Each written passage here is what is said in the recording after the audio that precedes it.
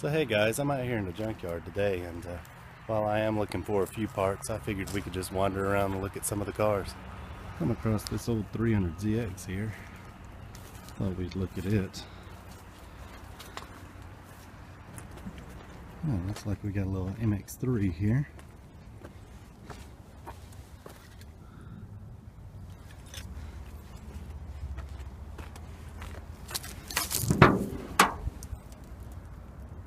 Got an Acura Integra over here.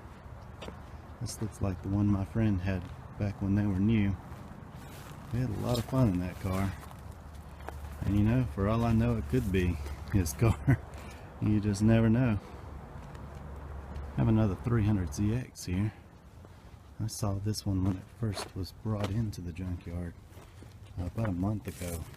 And it had all its wheels and tires and everything then. And looked to be in really nice condition. I guess it blew a head gasket or something and they didn't feel like messing with it, but the paint looks excellent. It's sad to see that it's all covered in mud now. Look at the interior, it's just terrible. Oh man, this would have been a really fun car to mess around with. It's kind of sad that it made its end this way, because it's not a bad car at all. Nice paint. Now, and here's a 735i beside it. So they do have a V6 MX3 out here. Now this is the one like I drove, and there's a really nice engine in it. I believe this may be the same as the Ford Probe engine, with about 160 horsepower. I'm not certain, but it would make sense since the MX6 had the similar engine. There are a few BMWs out here. I had another friend that had one of these in red. I always like the ragtop cars. Got a 240SX here. It's really seen better days, but I don't really want to look at this Honda beside it. Let's see what massively super cool go fast goodies this car had.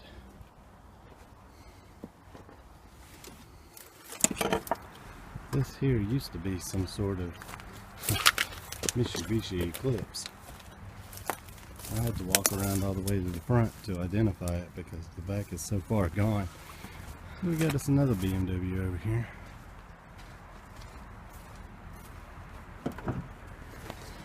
A nice V8 under here. I don't think the hood's going to want to stay up, so I'm going to let it back down, and then we'll walk around back here.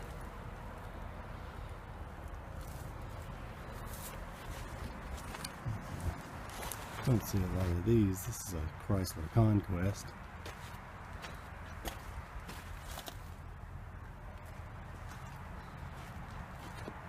Lots of rust on this girl. Let's see if we can get the lid open. Oh, there's nothing here. I always like to see what engines these cars have. Well, here's a first gen RX-7. I had two of these. I had a red one that was an 81 and an 84 that was white. Now the 81 that I had the 12A with like 100 horsepower, but the 84 had like the 13B with 134 horsepower, so it was actually pretty quick. You can see these don't have any back seats or anything. This is the way I think that the 924 should have been. Now they did make a 2+2 in Japan for these, and these sold really well in the US. I mean, the rotary engines were really smooth, and you know, they didn't have all the knocking that a 4-cylinder has and all the vibrations, so it was a really interesting car to drive. They don't get very good gas mileage, but you know, considering that you've got a cheap car and it's not like vibrating you to death like 4-cylinders do, and even straight 6s have a pretty harsh vibration sometimes. and these rotary engines didn't have that. It was a small price to pay, you know, pay a little extra for gas, but you get like luxury car refinement. Check out this old Mustang. Oh boy, I don't think you can raise the hood because it's not hinged. There's nothing underneath there. It's probably an old 4-cylinder Mustang. Yeah, there's another old Mustang here. Yeah, I do believe this one does have the 2.3 liter inline 4. Typical of cars at that time.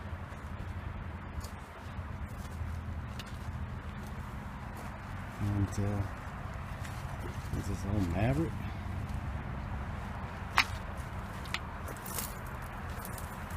It's been a long time since I've seen one of those cars, so.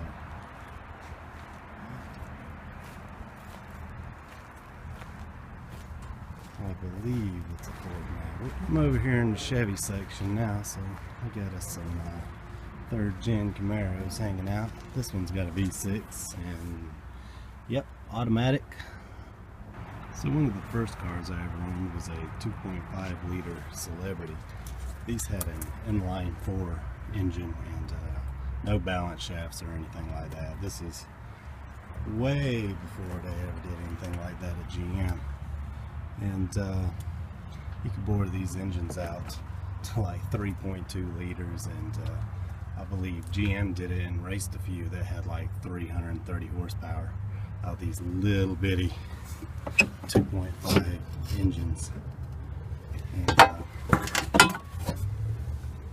just something a lot of people used to race back then. You know, they came in the Fieros and everything like that, and if you had the patience and the money, you could really make these engines fly. Got an old convertible Firebird here.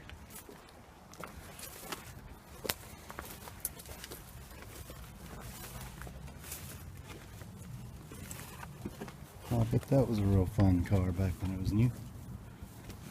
Looks like the paint's still nice on it. Doesn't look like it's in an accident. Looks like we got old Firebird here. And 4th gen Firebird right beside it. So alright, I started out down the hill in the import section and worked my way over here through the Ford and the Chevy section. So now I'm in the Chrysler Dodge section, and you can see there's not really much out here unless you want to look at some minivans. So there are some older cars out here. There's some of these older cars that have here.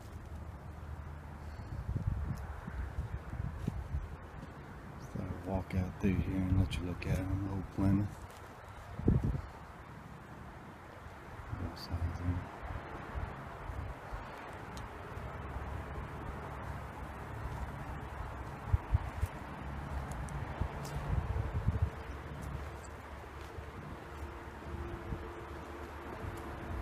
Studebaker President. It's like a Ford Fairlane.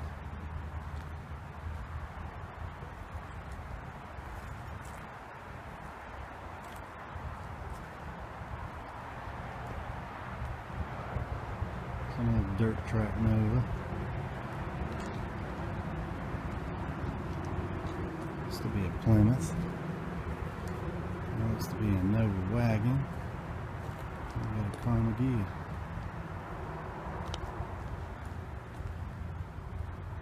Alright, so we'll go around and see what else we can't find before it gets too dark. So far I've had no luck finding any of the parts I was looking for. So, it's no big deal. Alright guys, I guess that's going to do it for me today. I really didn't find anything that I was looking for, but I always like coming out here and looking at some of these cars. So I hope you guys enjoyed it, and we'll see you next time.